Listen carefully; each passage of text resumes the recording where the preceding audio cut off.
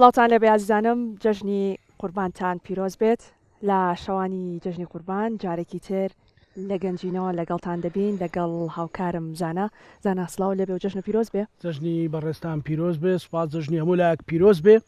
بینەرانی خۆشەویست لەگەڵ هاوکارانم لەم بەرنامە تایبەتە هاتوینەتە سەرگەڵوو لەگەڵ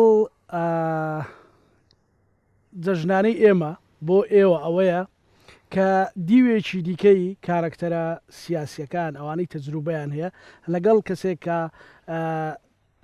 گەنجە و تازە دێتە ناو دنیای سیاست گفتوگۆ ئەەکەین میوانی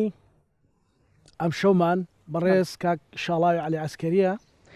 هەمیشە کاک شاڵاو بە جدیات و بە کۆمەڵێک ڕاشکاوی دەرکەوتووە بەڵام ئێمە ئەم ڕاشکاوی ئەگوازینەوە بۆ دیوێکی دیکەی و بۆ ژیانە کۆمەڵاتەکەی کاک شاڵاو زۆر بەخێر بێت بەخێر بێن جەژن لە ئێوەش و لە بینەرانتان و لە گەلی کوردیش پیرۆز بێ ستایلەکەت ئەو کلااو زمانەیە تایبەتە کاک شاڵاو ئەوە هیچ شوێنێکە هیچ عشیرەتێکە ئێمە گەرمێنین بۆ خۆمان ینی ڕاستە ئەسڵەکەمان ئێرێ لە سەرگەڵۆ ڕۆیشتوین بەڵام ئێمە لە گەرمیان و لە منتیقەی کەرکک زیاتر ستایلەکە ئەمە قەڵاسێ و کەوشوان و شێخ زێنی و منتیقەی کەرکک و بە شێوازە هەرچەند دێرەش ینی ئەم منتیقەیە تقریبان زۆربەی جامانە بەستنەوە بەو نەوەی بەستینەوە جارانیش لە پێشمەرگایەتیشە عیب بوو سەر ڕوودوێجلی کوردی لە بەرکەی لە زۆر شوێن ئەو نییە کە یەکێک بەحساب گەورە نەبووە یاخود لە کوردەواری باڵق نەبووە هۆوانە پیانەگوت دەمڕوتە جا سەر ڕوتیش یعنی بابەتێکی لەو بابەتانەیە گەیان بۆیە مەگە ملاحەزە بکەی لە مەرحەلاتی بیدایی پێشمەرگایەتە هەموو جامانەی بەسەرەوەیە یان شتێکی لەسەرایە ینی بەعموم یان کلێتە یان جامانە بەڵێ کاک شاڵاو ئەگەر پرسیاری ئەو نازناوە بکەی شاڵاوی عەلی عەسکەری ئەو عەسکەریە لەکوێوە هاتووە عەسکەری دەیەکەمان ناوی عەسکەرە عەسکەر کەوتۆتە ناحیەی ئاغزەلەریش سەر بە قەزای چەمچەماڵە قەزای چەمچەماڵیش ئێستا سەر بە سلێمانیە بەڵام جاران سەر بە کەرکوک بوو دەیەکە ناوی عەسکەرە دەیەکی زۆر کۆنە ئیشەڵا ئەگەر بەدە دێڵێ ژیان فرسەت بدا حەزەکەم ڕۆژە لە ڕۆژان سەردانێکی عەسکەر بکەن و جارێ هەر قەبرستانەکەی یعنی شایانی چەندین بەرنامەیە و خەڵکی با بڵین شوێنەوار ناس چکە لە کێلی قەبرەکان کە ئەیبینی ئەتوانێت پێتەڵێ مەراحلی جیاوازی ژیان و دیانەت خەڵک لەوێ ژیاوە بۆ لە ئەنفالیش لەوێ کراوە باس کاک شاڵاو یعنی گوتت ئێمە گەرمێنین لەو کوێستانەوە ینی سەرگەڵوو بۆ باپیرە گەورەمان خەڵکی ئێرە بووە شێخ عەبدولسەمەدی سەرگەڵووە و من دایکم باوکی دایکم ئاخر دایکم و باوکم خاڵۆزا و پورزای یەکترین با بڵێن دایکی باوکم باوکی دایکم هەردووکیان خەڵکی با بڵێن بە هینی سەرگەڵوو لە قەبەکەیان ئێرەیە ینی سەرگەڵووە بە دەریێڵێ ماڵە باوانیشمانن ماڵە خاڵوانیشمانن دوای ئەوە ئیتر چوینەتە کەرکوک ینی باپیرە گەورەمان شێخ قادری سوور و خانەقای کەرکوک لەوەیە و دوای ئەو حاجی شێخ ڕەزای عەسکەر کە بۆتە با بڵێن مرشدی تەریقەتی نەقشبەندی و ئەوانە یعنی ئیتر ئێمە بەشێکمان لە قەبەکەی ئێستا جیاواز بووە ینی هەنێکمان هەر سەرگەڵوەکەی هەڵگرتووە هەنێکمان شەدەڵی هەڵگرتووە بەڵێ هەنێکمان کەلکەسماقی هەڵگرتووە هەنێکمان عەسکەری هەڵگرتووە باشە ئەمەوەکو نازناوە زۆر بزانم نهێنیەک لە ناوەکەش تا هەیە بەڵێ بۆ شاڵاو بۆ کەلەدایک ناونرای شاڵاو لەو تەمەنە مەبەستە ینی بەڵێ کاک شاڵاو تەمەنەشی نییە دوای من مانگی 64 تەواوەکەم ینی ناوەکانی ئێمە هەمووی کوردیە برا گەورەکەم ناوی شۆڕژگێڕە بەڵام پێڵێن شۆڕژ بۆ کەم ئاسانیەکەی کەوتە سلێمانی نیوەی لێکەنەوە بۆ خۆم ناوم شاڵاوە دوای ئەوە خوشکێکمە ناوی شنەیە شنە بەڵێ برایەکەمە ناوی شایانە برایەکەمە ناوی شەپۆلە برایەکەمە ناوی شکۆیە برای خوشکێکی ترمەیە ناوی شەنگە بژیت لەگەڵ ئەوانەی ئێوەیە من ناوەکەم جەنابی مام جەلال ناوی ناوم بە ڕەحمەت بێ بەڵێ و ڕۆژێک حکایەتێکی بۆ جێڕامەوە وتی لەگەڵ شەهید حەبید باتاسی و خوا لە خۆش بوو عەسافە بوو خەڵکی کەرکووک بوو مزەمید بوو وتی لەگەڵ عەسافە چوین بەرەو هەڵەدن وتی لە ڕێگە پیان وتی ماڵی کاک عەلی کوڕیان بووە وتی کە چوومە هەڵەدن ئەم هەڵەدنەی ئەو دیومان وتی کە چوین ئەوێ ئێمە لە کەپرا بووین یعنی ئەوەی کە دایکمە ئیژەڕێتەوە لە کەپرا بووین شوێنەکە لە پێڵە شاخولی و ئەوانە لە وتی لە کەپرا بووین گوایە کاغەزێکی نووسیوە مام جەلال بە شەید حەمیدیشی کتۆ پارەت پێیە ئەو 3 دیناری پێ بۆ مام جەلال بۆ خۆشی 2 دینار ئەو 5 دیناریان کردوتە گوایە زەرفێکەوە و کاغەزێکی بۆ دایکم نووسیوە چاوی شۆڕژگێر و شاڵاو ماچەکەم یعنی سەپاندوێتی ناو شاڵاویش یعنی ناوەکەشی ناوم و ینی کابێت تۆ مناڵی دووەمی کات من بناڵی دووەم بەڵێ برا گەورەکەمان ناوی شۆڕژگێڕە تەمان درێژ بژیت سواسانە مناڵیت لەکوێ بووە کاکشاڵ مناڵیم زۆربەی لێرە بووە لە سەرگەڵوو بەڵام لە سەرگەڵوو لە ناو سەرگەڵوو نەبووین مثلەن کانی و ئاوێکمان هەیە پێڵێن کانی چنار تقریبن ئەلەم ڕێگایە کەوتووە ینی ئەو ئیتیجاها مثلەن لەبیرم دێ لە شاقولی بووین ئەوەی دایکم باسیەکە ئێمە مثلەن لە عسکەر لە بۆڵقامیش لە بۆگێت لە کڵێسا لە سوورقاوشان لە شوێنێک هەیە لێرە و پێڵێن کانیکەوان لەوێ لە کانی تو ئێمە لەم شوێنانە زۆر بووین ینی بە واسەی دەربەدەریەوە هەر مدەتی لە شوێنێک بووین لەبەرەوە شوێنێکی معەن لە ژیانی مناڵی منان نەبووە نیمانە ئەوەی کە ئیستقرار بوو بێ لە ژیانی ئایلی ئێمە مدەتێک کەرکووک بووە بۆ ماوەی 2 ساڵ مدەتێکیش گەڵاڵە بووە گەڵاڵی لای حاجۆمەران باڵەکایەتی بۆ ماوەی 3 ساڵ و نیو ئەینا ئیستقراری هینی مناڵی لە ژیانی ئێمە نەبووە ینی هەر من هەتا سێ متەوەستەم خوێندووە عەدەدی مەکتەبەکانی کە کردومە 19 مەکتەبە سێ متەوەستەم خوێندووە عەدەدی مەکتەبەکانی کە کردومە 19 مەکتەبە ینی گەنجێتیشت هەر بەو شێوەیە بەڵێ گەنجێتیشت هەر بەو شێوەیە بە گەنجێتیشمان زروفی سەبەبە سیاسەکەی باوکم بۆ ینی ئینا لەوانەیە دەسەڵاتی خۆمان بووە نە حەزمان بەوە بوون ئینش بووین چی جەژنت بیرە کاکشاڵاو مناڵی گەنجی شتێک بێ کە لە زگریاتی خۆت لە بەڵێ بەڵێ جەژن یەک شتێکی سەیرم کەرکووکم لە بیرە دیار بوو جەژن بووە هاوین بووە لە بیرم نایە جەژنەکە ڕەمەزان بووە یان قوربان بووە جاران باو بوو پانتۆڵی کورت هەبوو مەتات مناڵ بووین هیچ بلوزی قۆڵ کورد جاجلی زستانە و هاوینە کە ئەگۆڕدرا تومەس هاوین بووە جەژن بووە جەژنانیان داوینە تێ 3 ڕبع زۆر بوو پارەیە 3 ڕبع لە گیرفانی پانتۆڵە کورتەکەما بووە هەڵیان گرتوتەوە ئیتر یعنی ئەوە نییە ساڵێک هەڵگیراوە بەرەو ئەوە هاتووە نزیکی لەوانەیە بەهاریش بوو بێ منیش لە خۆشی ئەوەی خەریکە گەرمکە و ئەوانە ڕام کردو جلەکانم لەبەر کردووە دەسم بە گیرفانەکەما کرد چه هەستێکی خۆشە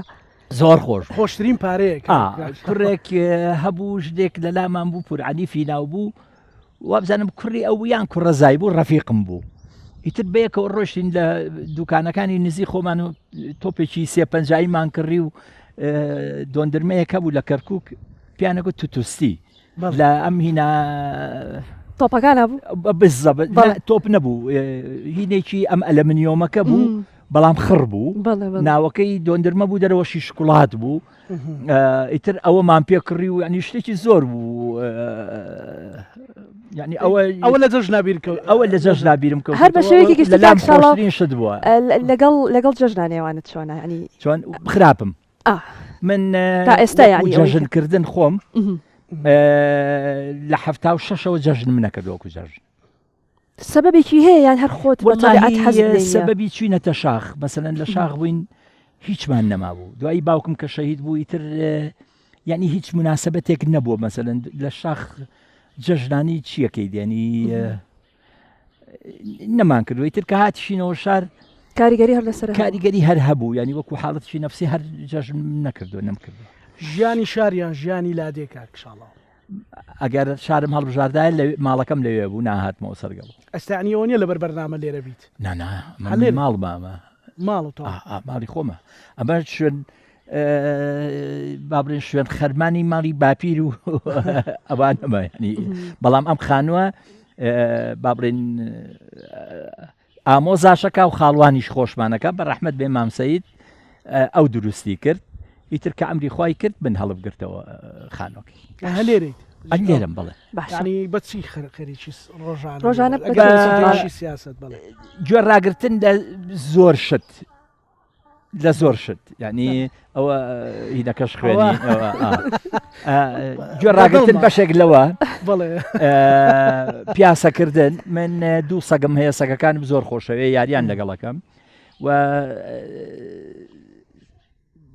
زیاتر گوێ لە ئەخبار و سیاست ناگرم بە سەراحەت ینی جارێ خاستن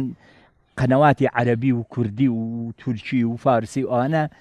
بە قەتعیەن سەیریان ناکەم ئەگەر بۆم بکرێ شتێک ئەخوێنمەوە یاخود شتێک سەی دەکەم لە شتی دیکۆمنتاری و ینی ئەخباری دنیا لە ئەجنەبیەکانەوە وەرێگرم ینی لە قەناتە ئەجنەبیەکانەوە نەک لە قەناتی کوردی و ئەوانەوە ینی حتا باسی کوردستانیش ئەگەر ببێت لەوانەوە وەرێگرم لە کوردەکان وەری ناگرم بەڕاستی ئیتر بە ئەوە خەریک باش دەچ تەمەنێکە ژیانی هاوسەرگیر و پێکێنە ئەگەر هەڵە نەبم 83 بوو خۆشەویستی بوو ئەخۆ قابلە ڕقم لێ بوو بێ زۆر جار بە سوتفەت زۆر جارڵێمان نازانم مەسەران سوتفە بۆ هیچیان خۆشەویستی بووە کامیان ئێستا ئەوەی کە ئێستا لەگەڵ دانا من هەر یەک خێزانمە یەکیان جابوومەتەوە یان یەک خێزانمەیە ئەمەی کە ئێستا لەگەڵ تا ژیانەکە بە خۆشەویستی ئەکید کاکشاڵا و مەسەلەن پێشتر لە سەردەمی گەنجیان فریانە کەوتێر لەو شاخە و شاخ دڵداریەک شتێک کردومە نانا فریا کەوتوم نابن بە جدی پێت بڵێم مجموعەیەک سفەتی سەیرم هەبوو زۆر شەڕانی بوو بەڵ ئەو ویستمەوە ئێستا هەنێک لەوانێن لە ڕەفیقەکان مەگەرجویان لە قسەکان بێڵێ ماشەڵڵا وڵای ئێستا زۆر فەقیرە شەڕانی نییە ئێستا هەر کە ڕەفیقەکان مەبینم شەڕەکەم ئەوسا هەموو وەختێ شەڕ نەکرد زۆر شەڕانی بووم ئێمە دوای 76 چوینە دەرێ پاش مدەتێک باوکم بە خوالە خۆش بوو عمەردە بابەیە ئێمەی ناردە سووریا بە حساب خوێندن تەواو بکەین و ئەوانە لەوێ چکە هیچ دۆکۆمنتێکمان نەبوو مەکتەبەکەمان مختەڵەت بوو بەڵێ لەوێ دڵداریم کردو فراوە کەوتەکە بۆ یەک نەبوون بۆ یەک نەبوون ناوەڵاوانە سووری و لوبنانی بوون منیش لێ ئەیتت بۆ نەنووسیوە چۆن شعرێک شتێک من لە عەرەبیا زۆر باش بووم بەڵێ یعنی چکە عەرەبیشمان خوێند بوو ینی لە کەرکووش زوو مەکتەبەکە عەرەبی بوو لە سووریا شار عەرەبیمان خوێند بوو عەرەبی زۆر باشە زانی شعر نا بەڵام زۆر جار مەسەلەن مسابقەمانە کرد گۆرانیمانەوت کە سەفرە و شتمانە کرد لەگەڵ ڕەفیقەکانمانە مەسەلەن ئاخر حرفی کە شعرەکەی پێتەواوەکە ئەو بیتە ئەبێت تۆ لەوێەوە دەست پێ بکەیت مەسەلەن ڕێبێ ئەبێت لە ڕێوە دەست پێ بکەی ئەوانە زۆر باش بووم لەوەیە لەبەرەوە غەزەلیشی تیا بوو با دەست خۆش لەگەڵ خواردن دروستکردن و ئەو شتانەیە ڕۆژانە خواردن دروستەکەزانی ئێوە بڵێ چی ئێوە بڵێ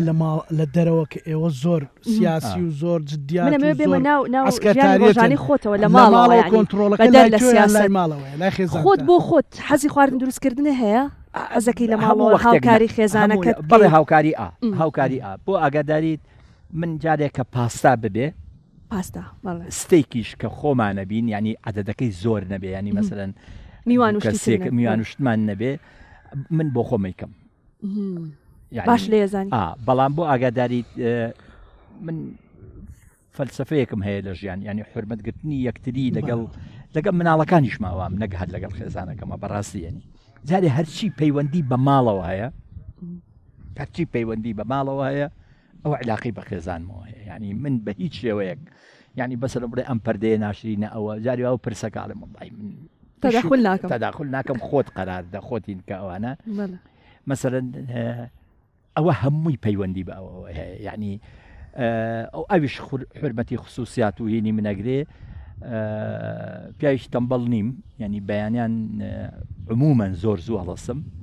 بەڵام شەر نییە لە جێگاکەم بێمە دەرەوە یان لە ژوورەکەم بێمە دەرەوە یەکە پشتیش کە ئیکەم قاوەیە ینی کە لەلام لە هەموو شتێ مهمترە کە خەڵکیش بێ و هین ببێ بەڵێ هاوکاری شەکەم و شەکەم بەڵام قەراردەر لە ماڵە ژنە پیاو نییە ینی هەست پیاوێک بڵێ وڵام من واکەم و ڕاستەکەی ینی قەراردەر لە ماڵە ژنە لە مستەلەحێک ئەگەر ئینسان تۆزێک لێی ورد ببێتەوە کوردەواری بەعنقەست جملەیان ڕێک نەخستووە ڕستە با بڵێم بیکەم بە کوردێکی ڕستیان ڕێک نەخستووە مەسەن کە لە پیاوە پرسن ناڵێن ماڵ و ژنت هەیە ئەڵێن ژن و ماڵت هەیە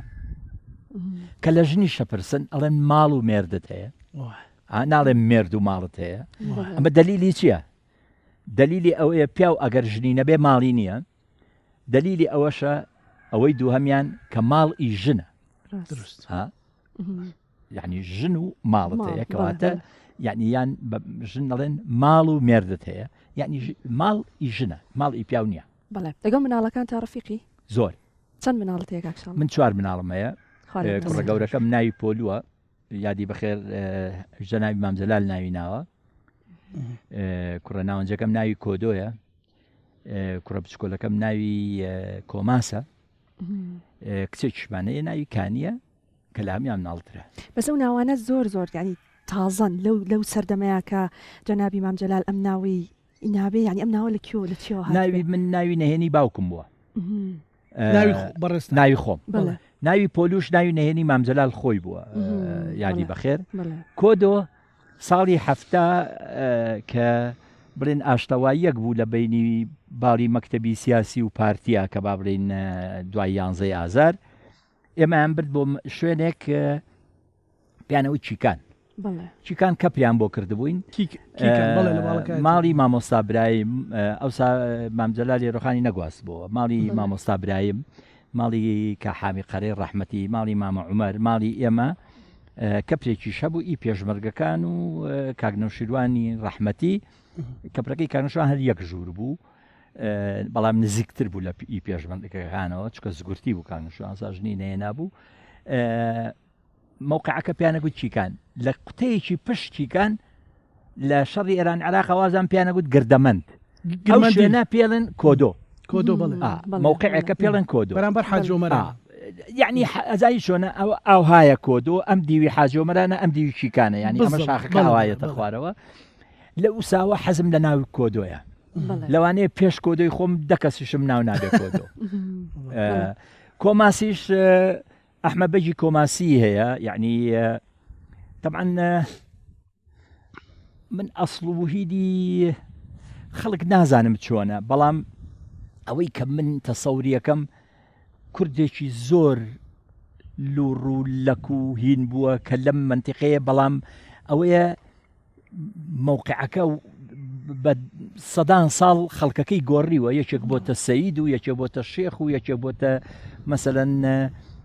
قەڵاتزێ یەکێ بۆتە هین بەڵام مەوجەکان زیاتر مەستیقەی عێلام و ئەوەیە هاتۆتە ئەم منتیقانە کورد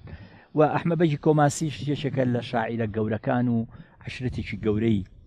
کوردن لە پشت کرماشانەوە ئەوانە بەزەو ناوەکەمە کۆماسی پێڵێن بەڵێ ئەوەش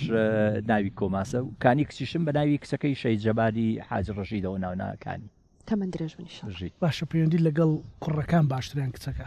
نانەوە هەر سێ کوڕەکەم بەلایە کچەکەم بەلایەک کوڕەکانی ژەمازانن طبعاً زاڵت کردو بەسەر هەرسێ نانا حرمەت لە بینی هەمویانە هەیە یعنی ئێستا مەسەلەن کوڕە ناوەنجەکەم مەسەلەن ئەگەر کاچی دانیشێ شەڕە سەعبەت و هینیان هەیە بەڵام کە ئەبێتە جددی دیاتە یەک قسەی کاچیان تەواوە ینی بۆ کۆدۆ ژوایە و بۆ کۆماسی ژوایە ینی بۆ کانی ژوایە بەڵام کە لە دانیشتنی عایلی خۆمانە یعنی ڕەفیقی نێنی ڕێچکەی باوکیان گرتووە لە بەتایبەت لە مەجالە سیاسیەکەیە یان ئەوان بەداخەوە بۆ بەداخەوە ئەزانی یعنی نازانم هەنێشت یعنی ئەم جارەش هەر ئێڵێم بەداخەوە وەکو وراسی لێ هاتووە لە وڵاتی ئێمەیان سیاست یعنی وەکو وراسی لێ هاتووە یعنی بۆ سیاسی بم من یعنی ئەگەر زەوقت لێی نەبێ حەزت لێی نەبێ ناچاری هەندێک جار شتت بۆ هێنێ بەڵام ئەوان هەمویان خوێندەوارن یعنی هیچ مەفروز نەبوو سیاست بکەن یعنی بابیان توانێ خەریکی ژیانی خۆیان بن من وەختی خۆشی بە پۆلوموت پۆلو ڕەفیقی بافڵ و ئەوانە ینی و زۆریشان خۆشەوە ینی وەختی خۆی کە تیرۆریشان دروست کرد لە بیدایەتە هەمووی هەر بەیەکەوە بوون وین بوون یعنی پێم وکتم کوڕم تۆ کاسبیەکەی واز لە سیاست بێنە مەکە مەیکە آخری پێم گوتیان سیاست یان کاسبی کوتی سیاست یەکتب کەیف خۆتەوە بەڵام بیر لە من مەکەرەوەی شەزانەکەشم وەختی خۆی مامۆستا بوو وتی بەڕاستی لە ماڵەوە بێ تااقەتم ئەمێ بچم دەرس بڵێمەوە وتم بە شەرتێک بیر لەوە نەکەیتەوە خەڵک بزانە خێزانی منی هیچ شێوەیەک بیر مەکەرەوە لەکوێیان دانای لەوێ بڕۆ بە ڕێچکەی بگرە 1-2 ساڵ لە باریکەی کۆن مامۆستا بوو نەشیا دەزانی جا من نوکتەیەکی زۆر خۆشیشی تایبا بەدامگیرمەوە نەیان نەزانی کە خێزانی منە مامۆستاکانی ڕەفیقی ڕۆژێک کوڕێکمان هەبوو شێخ عەبدوڵای داوە سایق بوو تەمان ئەو زمانە بەڕاستی بنزینیش کەم بوو گرانیش بوو ساڵی لە نەوەتەکانە ئەم ئەبوو بە سیارە بگەێنە باریکەی کۆن و بە سیارە بهێنەوە هەر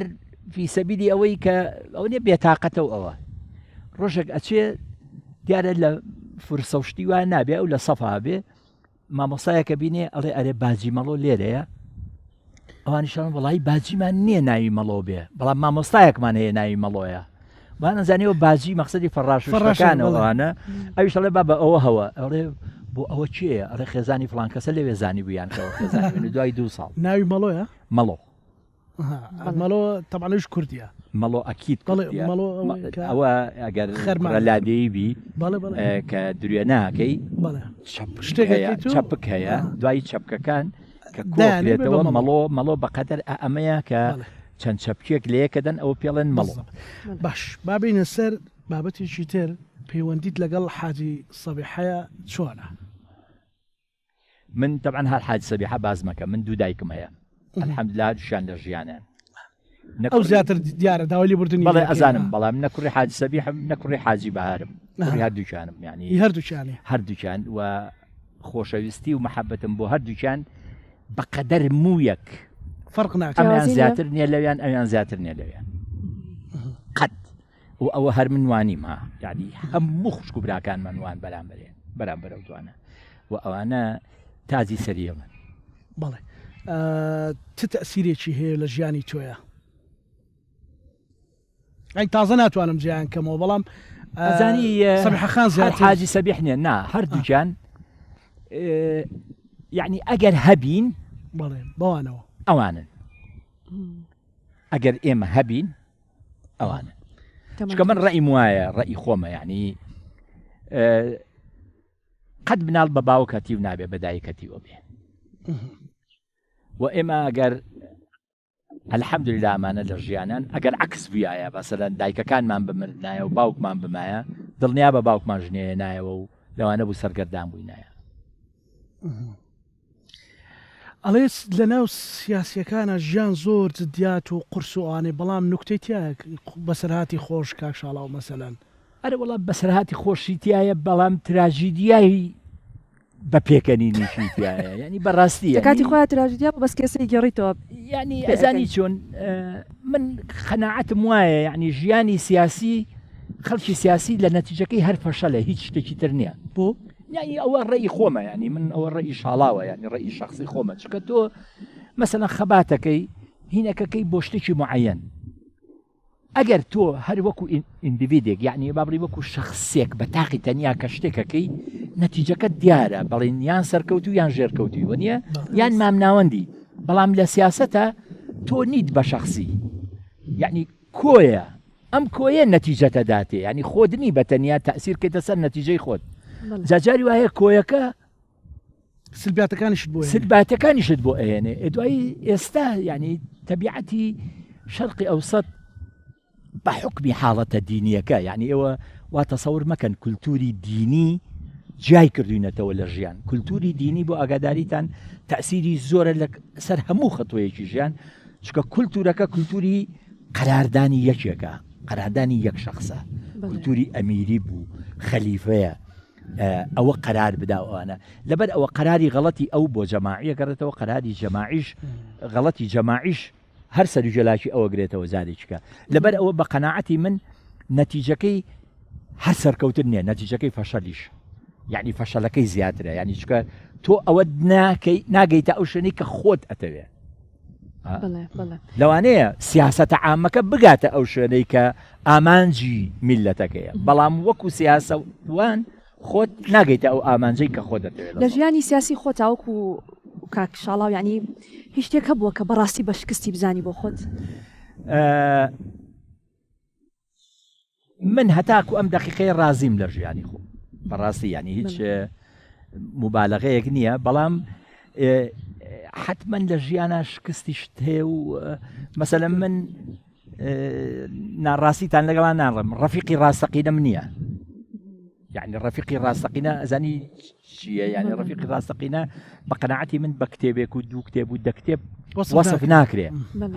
من هەتاکو ئێستا ئەتوانم بڵێم یعنی یەکێک لەوانەی کە هەم بۆ ڕەفیقی ڕاستەقینە کە لێم ڕابینی بێ بۆ هەموو شتێک شێخ سەدرەدین بۆ بەداخەوە ئەمری خوای کردووە ڕەفیقی ڕاستەقینەم نییە ئەتوانم بڵێم خزمی باشم هەیە باشە یعنی من خوشک و برا و کەس و کارم ئەمانە گیان بەڵام ڕەفیقی ڕاستەقینەم نییە بەس شێخ سەدرەدینی سندۆڵان بەڵێ عموما بە قەناعەتی من ئەوە شکستە باشە خۆت سەبەبەکە خۆتی زۆر توندی لەو بابەتەیە ناتوانانی متوانە حەدیم ئەزانی بۆ چکە من ڕۆژێک مناقەشەیەکمان بوو هەرچەند وەختەکەم وابزانم تۆزێک خەریکە هینی شەبێ هەستان پێیەکەم بەدەم و چاوتە بەڵام بەردەوامەکتان بۆ بژێ تااقەت بێتاقەت بوو بووم بافڵ و قوبات تەلەفۆنێکیان کرد کوتیان چییە کوتم نەخۆش نەخۆشی چیتە و بافڵکتی بەخوا بۆ خۆمە حەزەکەی بدێم لەگەڵ تا و بۆ خۆت سەخانە و بۆ هینەوە ئەنە کوتم با بە نەخۆش نیم چوم خۆی و قوباد و پۆلی کوڕم لێوە بوون سێ قۆڵی دیار بوو مەعامەلەیان لێ کرد بووم ینی کە چوش کە چوم ینی باسییان کرد من وتم کاکە نەخۆشەکەم ئێوەن قوبات قسەیکی زۆر جوانی کرد وتی کاکە مشکلەی تۆ ئەوەیە پێرفێکشنیستی یعنی حەزەکەی هەموو شتێک پێرفێکت بێ ێبشتم کاکە شتیش لە جێگای خۆی نەبێ نابێت من یعنی درۆ لەگەڵان ناکەم مەسەلەن سیاسەتی ئێستا بۆ من نامۆیە چکە فێربوونی وەزعی من مەسەلەن من جیلی جەلال تاڵەبانی نیم ئەو جیلی باوکمە بەڵام ئوسلوبی ئەو لە سیاسەتە زانم مەسەلەن ئوسلوبی ئەم گەنجانە لە سیاست بۆ من فەرقێکی هەیە معنای ئەوە نییە کە هەمووی ئێمە هەرچیمان کردو ڕاستین و ئەمانە غەڵەتن بەڵام مەبەستم ئەوەیە کە بەڵێ من ئوسلوبەکەی من مەسەلەن لە ڕێخستنا نەوعێکیکەیە لە کاری حیزبایەت پەیوەندی لەگەڵ کاک بافڵە چۆنە من زۆر باشە وەکو بن واز لە ئەوە بێنە ئێستا سەرۆکی ئامۆزای بچووک وەکو خوشکە زای بچووک وەکو برازای بچووک وەکو ئەوە سەیریەکەم ینی ئەو خۆی چەند بە گەورە بزانێت لە لای من ناحێ ئیجتیماعیەکە ئەوە نییە کاک بافڵیش سادەیەکی بە زۆرێکە هەر لە ناو لە حاڵەتە ئیجتیماعیەکە ئەو نییە بەڵێ من وەکو برازا وەکو خوشکەزا وەکو ئامۆزای بچووکی بەڵێ من لەوانەیە لێچێک بم لەو کەم کەسانەی کە بە مناڵی کە هێنانەوە گەلاوێشخان هاتنە ناوپردان ئێستاش لەبیرم دێ لە جۆلانەیە کادایان نبوو کاک بافڵ یان بافڵ هینێکیان بەسەرادا بوو تولێک گەلاوێشخان نەهێش کەس ماچیکە چکەنەوەی یەکەم بوو نەهێش کەس ماچیکە من فرسەتم لە هەیە ناماسو کرد لەبەرەوە پەیوەندەکە و عەتفی شەخسی یعنی هیچ بۆ مەحەبەت یعنی درۆیە بڵێم بەقەدەر مناڵی خۆمم خۆشەوە بەڵام کەمترم لەوان خۆشکردناوە کاک شاڵاوانجا گفتوگۆ لەگەڵ جەناب تا زۆر شیرین و خۆشە بەڵام ئێمە داستان خان داستانی شەهید بەهراممانەیە کسێکی گەنجە تازە بۆتە پەرلەمانتار بەڵام ئەوش بەناو سەختەکانی ژیانە تێپەڕیوە میکسێکەکەین لە ژیانی پڕ تەجروبەی جەناب تو ئەوی شاوەکو کەس و کاری شەهید لە بەشی دووەمان لەگەڵ و گفتوگۆکەین بەڵام لە کۆتاییشا بەیەکەوە دارێکتر گفتوگۆش زۆرم پێ خۆش سپاس دەکەین کاتە لەگەڵ برازاشمە ینی بۆ خۆشی ینی زۆر باشە پێم خۆشە من لەگەڵ باوکی بە داخەوە بەڵێ زۆر باشە ئینشاڵڵا بەڵێ ئازیزان لەگەڵتان بەردەوام بین.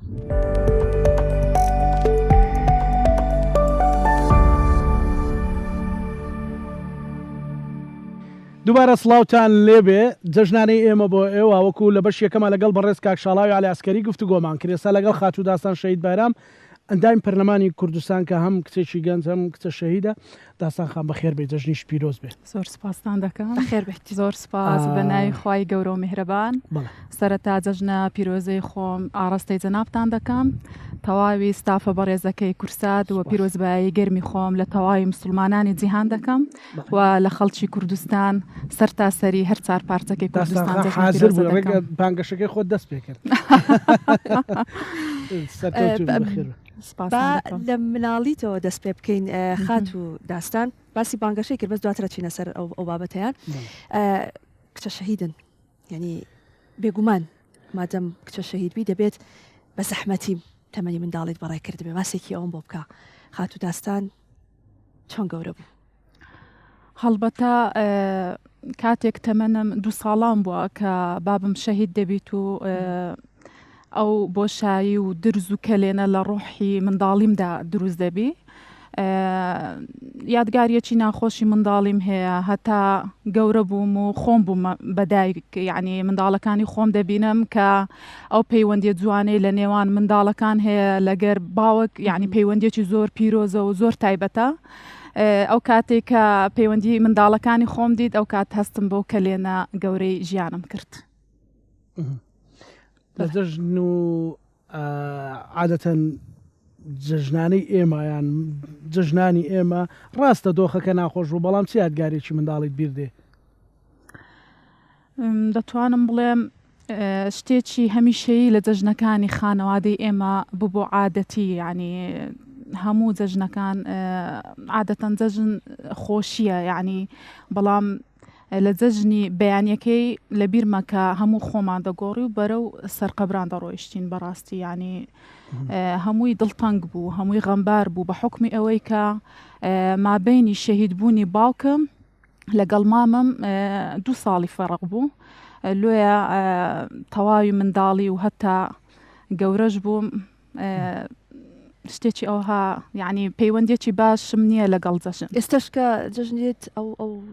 شتە ناخۆشانت بیر دەکەێت بەتەکید بەڵام لەبەر ئەوەی کە ئێستا دایکم دایکی 2 منداڵم نامەوێتن ئەو زە نەرێنیە لەگەڵ منداڵەکانی خۆم بەشکەم دەی خەمۆ ناو ناخی خۆم بەڕاست. باشە مادەم خۆت دایکی تۆ لە تەمەنێکی مناڵیەوە بەبێ باوک ئێوەی گەورە کردو باسێکی نێوانی خۆت و دایکتم بۆ بکە ئەو قوربانیانی کە دایکت بۆ ئێوەیدا تا گەشتە ئەم تەمەنە. دەتوانم بڵێم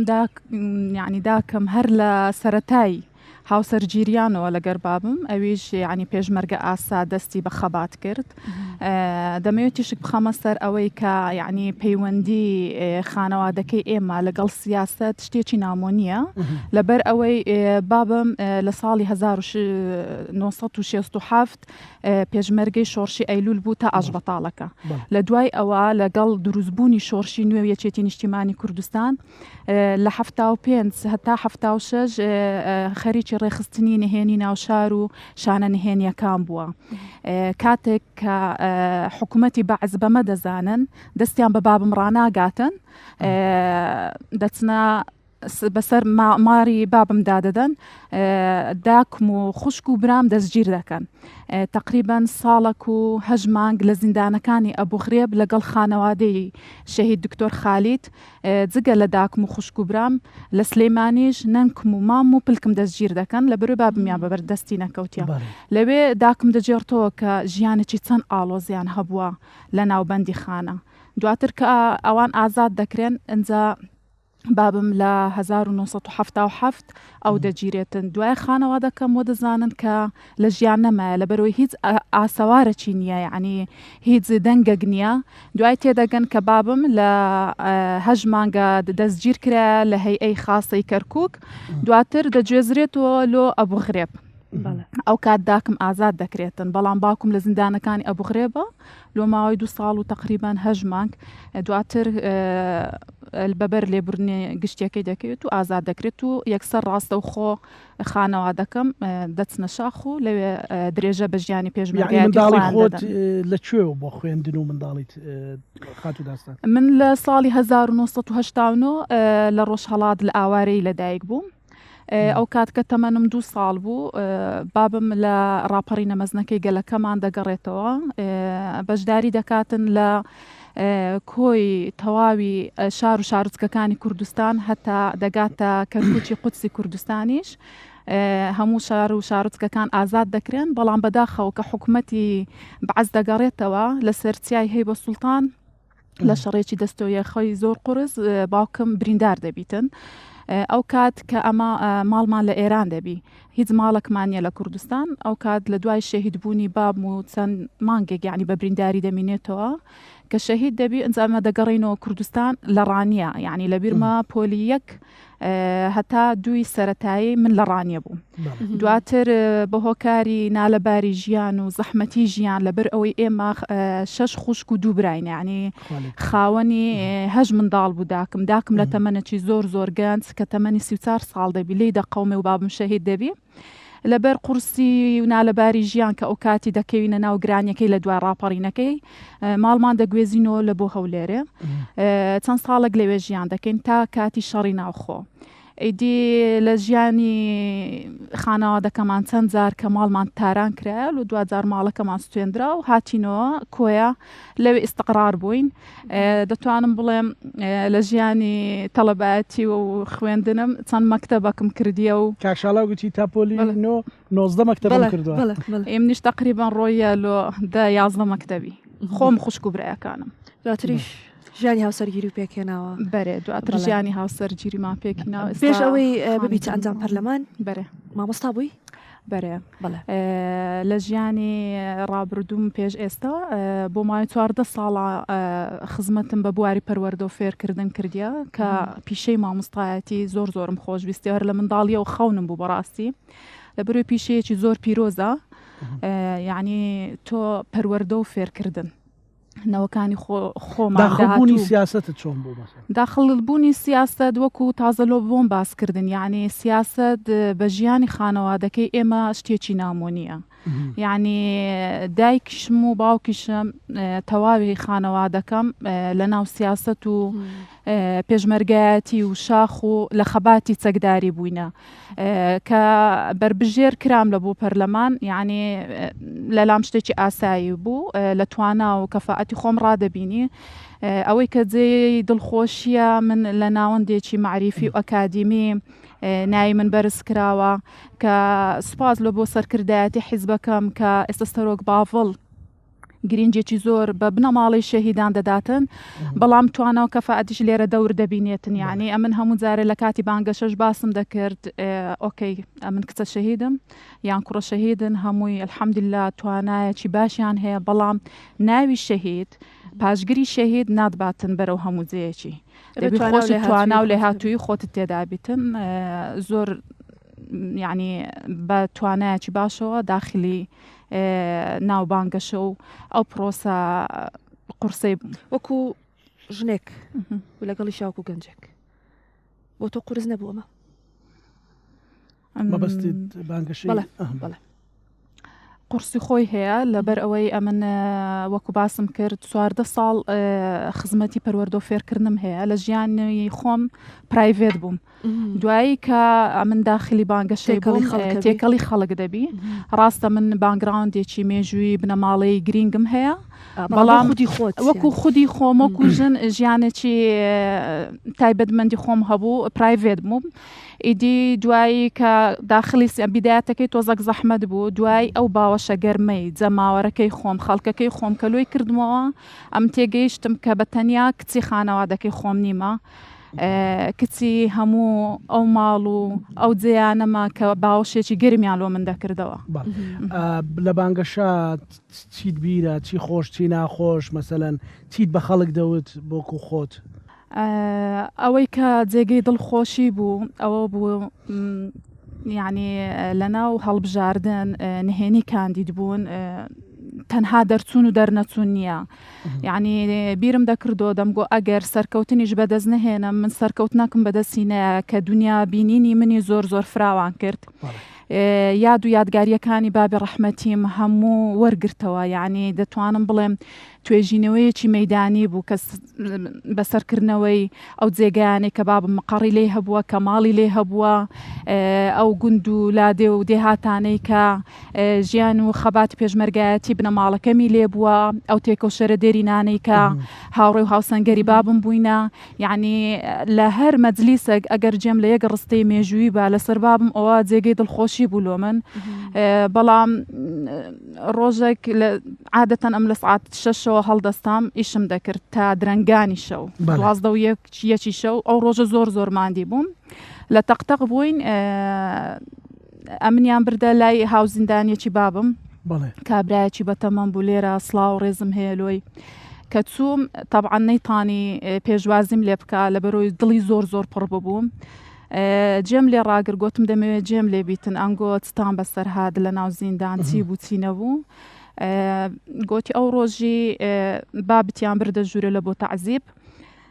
کە بە پانکە و بە کارەبایانەوە کرد، تەعزیبەکی زۆریاندا هەر بیزنینۆ چی دەست و پێیان هینا دەرێ و یعنی کە هینانەوە ژووری خەڵتانی خوێن کرابوو. گوتی لە دوای ئەوەی دوو تەنەکە ئاوی ساردیان پێدا کرد، یەکسەر مێشتی لە دەستدا. ئیدی زۆر یعنی لایانی دەرونیم زۆر ماندی بوو کە گەڕامەوە مارێ، یعنی لە ژیانم قەت ئەو شەوم لە بیر ناچی، هەتا بەیانی خەوم لێ نەکەوت. لایانی ڕۆحی و جەستەیم زۆر ماندی بوو، بەڵام کە بەیانەکەی هەستام بە گروتێنێکی زیاترەوە گوتم تۆ ژنێکی بەهێزی، تۆ کچێکی بەهێزی، تۆ کچی قارەمانێکی شێرەژن و قارەمانێکی دەبی بەردەوام بی کۆڵ نەدەی بەرەو ئامانجەکەت بڕۆی. بەرەوەی کە جەژنە بە دڵی ئەوی پڕ نەکەینەوە بەڕاستی خۆم دڵم پڕ بوو، ینی نامانەوە بینەرەکانیشمان بێت تااقەتکەین. با تۆ زەبچینە سەر بەخێوکردنی منداڵ و لە ماڵ و باس لۆ کرد. تۆ 14 ساڵ پێشتر مامۆستا بوویت و ئێستاش ئەندامی پەرلەمانی، بەڵام ژیانی یاسایی خۆت ڕۆژانە پەیوەندیت لەگەڵ منداڵەکانت، پاکردنەوەی ماڵ، خواردن دروستکردن، ئەو شتانێکی ئیتر ئافرەت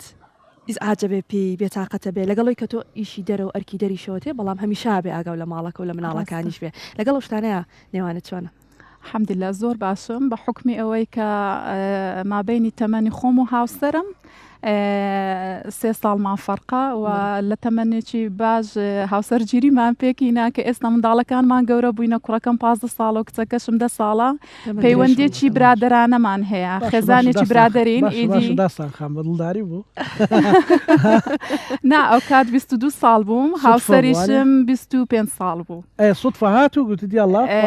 قسمەت و نسیب بوو، لە دڵداریش قسمەت و نسیب هەیە بەس نا من ئەگەر کاشنگار بانگەکەی کاچڵاوتی خۆڕقم لێ نەبوو، ینی تۆش بەتەکید پەیوەندی هاوسەرگیری لەسەر ئەساسی ئەوەیە کە دوو کەس یەکتریان بەدڵ دەبێ و یەکتریان خۆش دەوێت، ئەو پەیوەندی ئەنجە دروست دەبیتن. ئێمەش یەکترمان بەدڵ بوو بە خۆشحاڵیەوە ئێستا خاوەنی دوو منداڵین. دەمەندێژمیشڵا لە کاتی بانگەشەیە هاوکارە بوو. زۆر هاوکارم بوو، بانگەشە لۆ ژنان قورسە لەبەر ئەوەی عائیلە دەبی پشتیوانی کولیت بێن. من خانەوادەکەم زۆر پشتیوانم بوون، برایەکانم، خوشکەکانم، داکم و هاوسەریشم بەردەوام لەگەرم بوو. ئیدی تەواوی خانەوادەکەم پشتگیریەکی زۆر باشیان کردم. ڕۆژانە زۆر لە خەمی مندا بوو، یعنی کە دەچوومە ناو خەڵک و ناو بازار و سەر شەقام و ئەوانە کە دەمویست بزنس کارتەکەم تەوزعەکەم دوکاندارەکان بە منیان دەگۆ ئەمە چەند کارتەکەی خۆتت بدەینێ لەبەرەوەی داکەش زۆر خەم لەبەر شێرژنی ئەوەشەیە.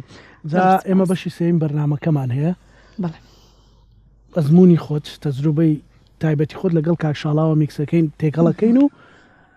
بۆی کۆتای بە بەرنامەکەمان بێنین. بەڵام پێم خۆش یەک ڕوونکردنەوە بدەم. ئێمە لە سروشتی کوردستان لەو ناو شاخ و دۆڵانە بەرنامە ئەەکەین، کۆمەڵێک ئاژەڵی بیان پەلەوەری لێە دەنجیدێ کە تێکەڵ بۆ بە بەرنامەکەمان بە هیوام بەدڵتان بێ. بینەرمان بن لەگەڵتان بەردەوام بین.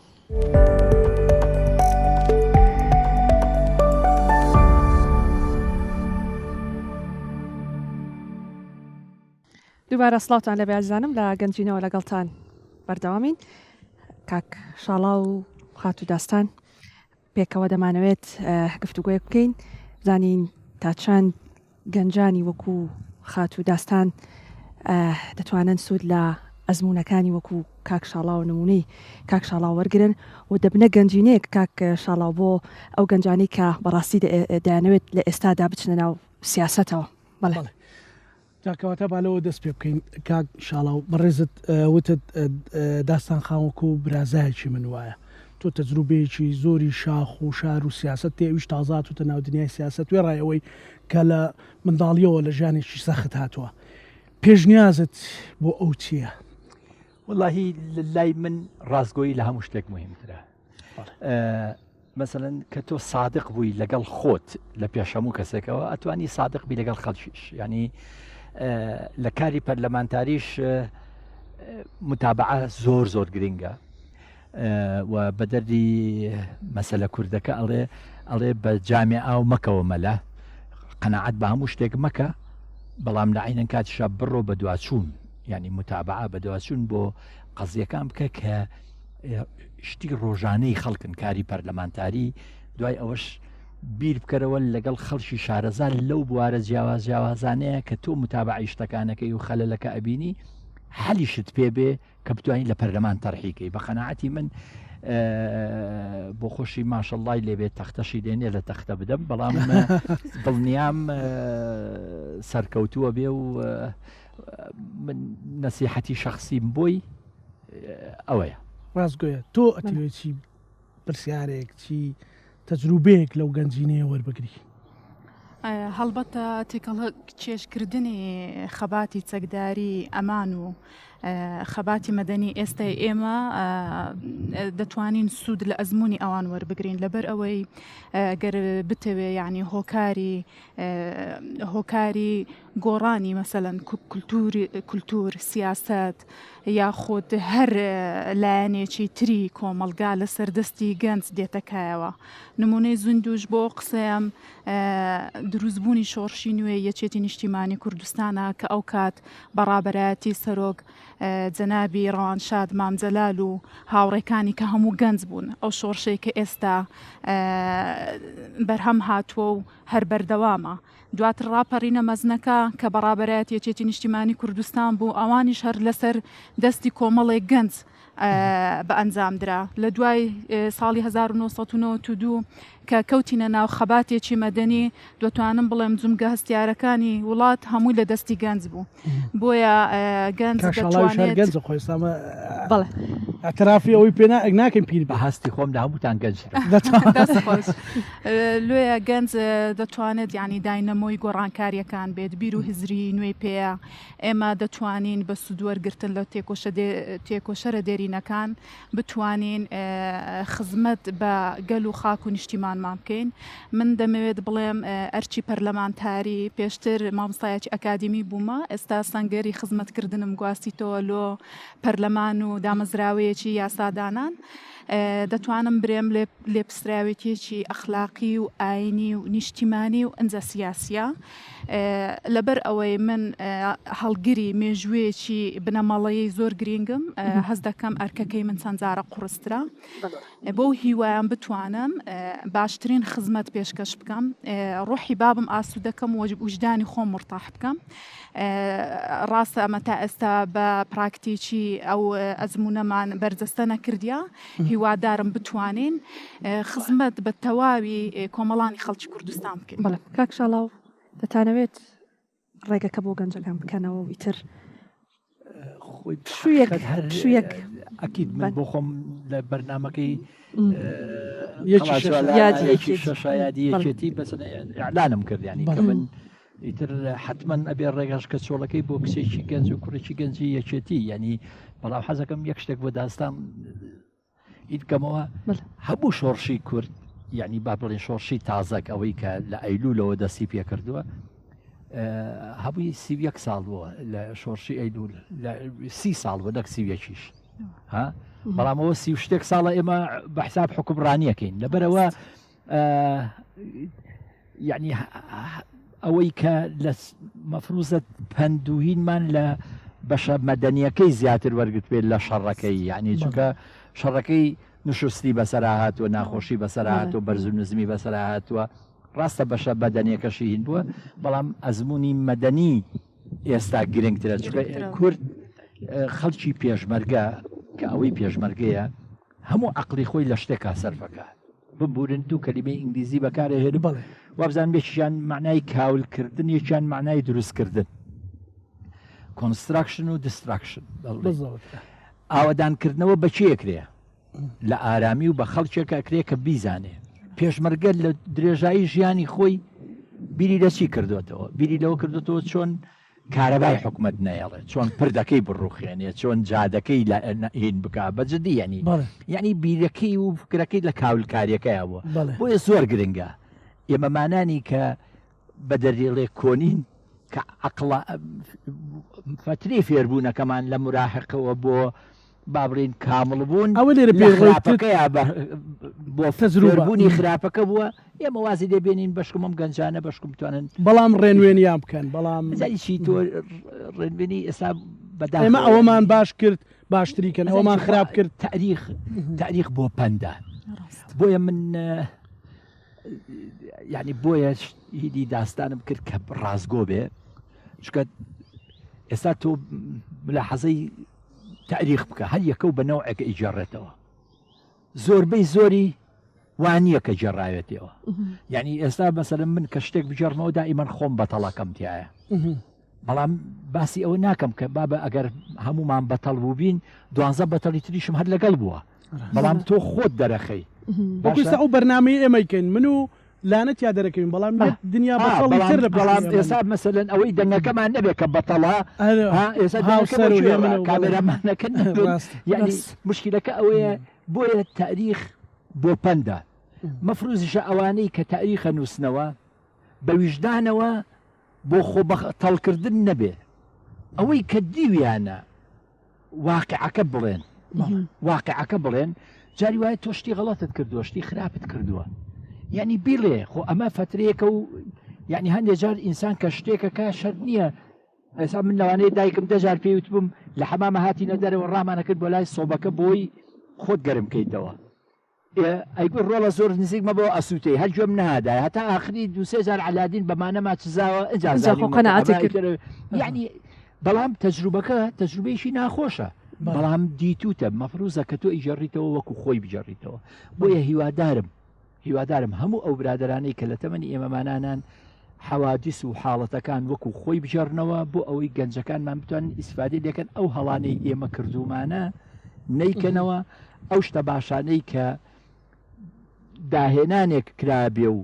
تەواو نەکرابێ ئەمان بتوانن تەواویکەن درێژە پێدەری ڕێگاکەی و بەجددیش لە مەرحەلەیەکە ئێمەمانان حەقە بکشینەوە چکە یەک تەمەنەکە بەرەو ئەوە ئەڕواکە ئیتر ئەبێ بکشیتەوە خودایی ڕەحمن لە باوکی عەبدوڵڵا پەشێ و کە باسی هینەکی هەیە قون و کورسی ها بەڕاستی یعنی تر ئەم قون و کورسیە نابێ هەتایە هەر بۆ ئێمە بێ و بەدەڕێ ئەم کورسێ بە هینی ئەمەوە نووسابێ ئیتر بەڕاستی وەختیەوە هاتووە دەیگەڕی بۆ عقل گۆڕاوە ژنیان گۆڕاوە من ئاخر قسەم ئەوەیە نمونەیەکتان بۆ دێنمەوە بە کوڕەزای خۆم تەلەفۆنێکی ئایفۆنم پێ بۆ ئاسی بوو بە کوڕە گەورەکەم گوتم بۆم ئەوە شتێکی وای لە هاتۆ ئەو ڕای کرد بۆی چاکردم و داوێت دەستم گوتم کوڕم وەرە فێرم کە نەشم گوی کوڕم سەگبابێکیشم پێ گوت و ئەنجاوی هات پێم پێکەنی یعنی کە تۆ نازانی ئەمە فعلا ڕاستی شەکە دوبەرەوە ژیانەکە گۆڕاوە عقل گۆڕاوە ئەمە ئەو جملەیە ئەو بەسەراتە ڕێک وتارێکە بۆ خۆی یعنی بۆ من لە بەرنمەکەی قەڵاچوالە نیشە ئەوم جێڕایەوە مەولانە خالیدی نەقشبەندی تەریقەتی داوە بە باپیری گەورەی ئێمە پێی وتووە کە شێخ ئەحمەدی سەردارە ئەوە قەبرەکەی لێرەیە کە هاتنە ژوورێ لە سەرگەڵۆی لەوانەیە قوبە و شتەکەتان بینی بێ کە تەریقەتی داوەتێ کوتەتی حەوت خەلیفە هەشتم مەکە چکە عەقڵێتە گۆڕێ ئەو زەمانە زەمانی تەکنۆلۆژیا نەبووە زەمانی سیارەژ نەبووە خەڵک بە پێ کەر و حشتر و ئێستر و ئەسپ و ماین هاتوچۆی کردووە ئێستا بزانن لە 10 ساڵە تەکنۆلۆژیا چەند پێشکەوتووە یعنی کەواتە 100 ساڵی ئەو 10 ساڵی ئێستاە لەبەرەوە بەڵێ ئێمەمانان ئەبێ بکشینەوە ڕێگە چۆڵکەین بۆ ئەمان ڕێیمان هەبوو پێیان بڵێن بە قسەیان کردین ماڵیان ناوە بێ بە قسەشان نەکردین جیلی خۆیان بۆ خۆیان و تاریخیش ڕەحمیان پێناک تۆ چیت لەسەر قسەکانی بە کورتی داستانخان والله سەد لە سەد قسەکانی هەمووی لە جێ خۆی بوو ئیدی ئەوە خەباتێکی ڕابردوو خەبات ئەو خەباتی کە هێنیان هەتا ئێرە مێژوو شایدی دەداتن ئەوەی کە ئەوان پێدا تێپەڕیون ئێمەش کاتێک گوامان لێدە دەبینە گەنجینە لە بۆنەوەکانی داهاتوومان ئیدی بتوانین تێکەڵ کێشێکی مابین ئەو دوو ئەزمونە بکەین بتوانین سوود لە ڕابردووی ئەوان وەرگین و سوود لە داهاتوی خۆشمان وەربگرین لە دنیای ئێستادا کۆ چۆن بتوانین ئەکتیڤێتی خۆمان بەکاربینین لە خزمەت ئەو جێی کە تێدا خزمەت دەکەین بۆ ئەوەی کۆمەلگا تەواوی کۆمەلگا سوود لە تاقە وزە ئێمە وەرگێت. ماندوومان کردەوە ئێوە ماندوو بوون بێ پیرۆز بێ هەمیشە بەرەو پێشکەوتن بڕێ و خەڵک دڵخۆش بێ و سپاسی سەربازەونەکانی کاکەمال کاک مەریوان کاگیڤان هەمویان ماندوو بوون گەنجینەی ئەم شەومان ئێمەش ئەمانەوێت جوانترین پێشکەش بە بینەرەکانمان هەزمانە کرد زۆر زیاتر گفتوگەکانمان بەرداوامی هەبێت بەڵام کاتەکەمان هەرەوەنجە بوو زانە گەنجینەی ئەم شەومان دەبێت کۆتایی پێبهێنی بەڵام لە گەنجینەوە لەگەڵتان بەرداوام بین لە شەوانی جەژن سپاس بۆ بینەربوونتان ئەمانەتی خوای گەورە